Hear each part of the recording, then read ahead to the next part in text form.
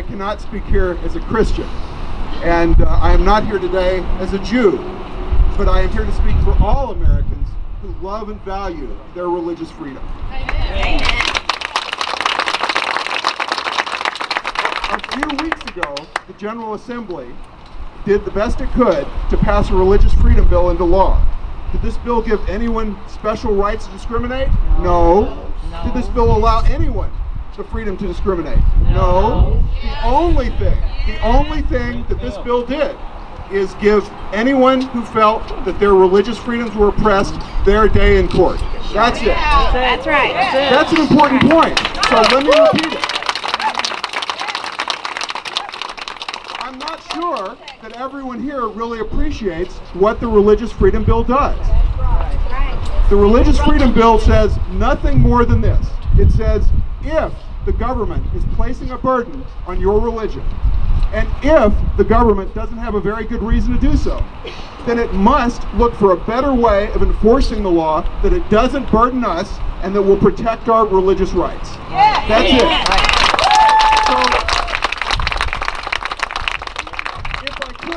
I'd like to explain how this method of protecting freedom has worked in the real world.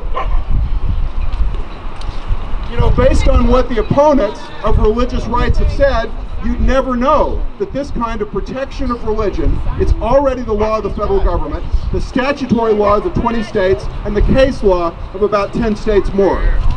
Here's how this law has already worked in the real world. Just a few weeks ago, the federal government returned the eagle feathers that it seized 9 years ago from a Native American religious leader, Robert Soto. He had appealed the seizure of those feathers, for which he faced 15 years in prison and a $250,000 fine, based on the protections of the Religious Freedom Restoration Act. The federal government had sent operatives 9 years ago to capture and take those feathers, which are central to his Native American faith. The federal government prohibits possession of eagle feathers without a permit. It grants permits very selectively. And again, possession of those feathers and use of those feathers in his religious rights was central to his faith. Imagine being in jeopardy for 9 years because you want to possess bird feathers. Now, let me give you a second example. After being baptized as a Sikh, Kawal Tagore began carrying a kirpan. I don't know if you know what a kirpan is. It's something like a cross in that it's a small emblem of religious faith. It looks a little bit like a knife. It reminds the Sikhs of their commitment to justice. It's one of 5 articles that Sikhs are supposed to carry. She was told to go home from her job with the IRS in a federal building in Houston. She was told not to return. Now, if you work for the IRS in that building in Houston, you can carry scissors, you can carry knives, you can carry box cutters. But apparently, you can't carry a religiously required kirpan.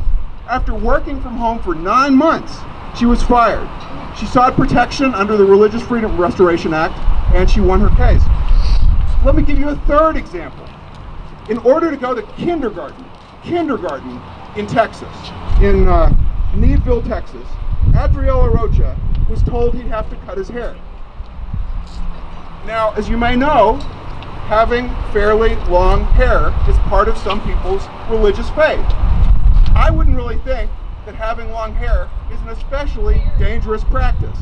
Some people disagree. Let me read you what the school district thought.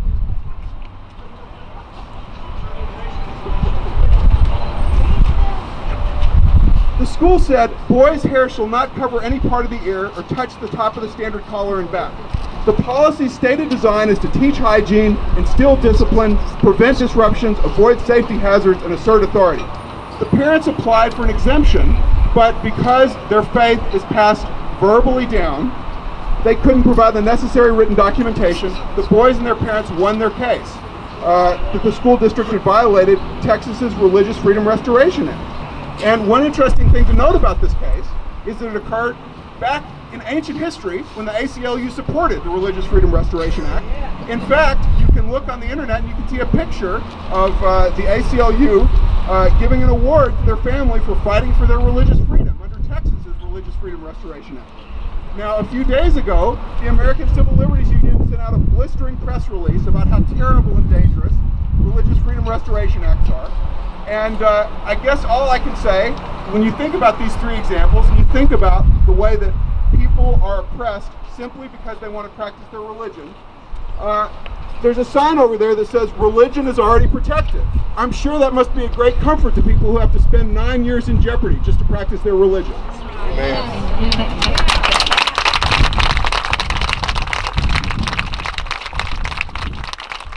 So let me get to the controversial part of my talk, because today there's a large question. Why is it that this was an uncontroversial law when it was passed by a Democratic Congress and President Clinton back about 2 decades ago? Why is it that it strikes me? Oh, it's not the same in a very important cultural respect, I think. Why is it that it strikes some people as so dangerous and subversive today?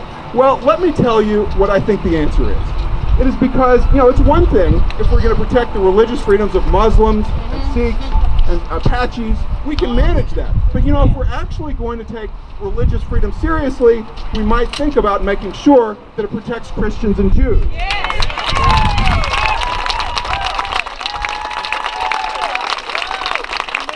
I think, indeed, it protects everyone. It protects everyone, absolutely. And I think that what we have discovered in the last few weeks is that this principle of protecting everyone's religious freedom simply takes things a little too far. Now, it's remarkable.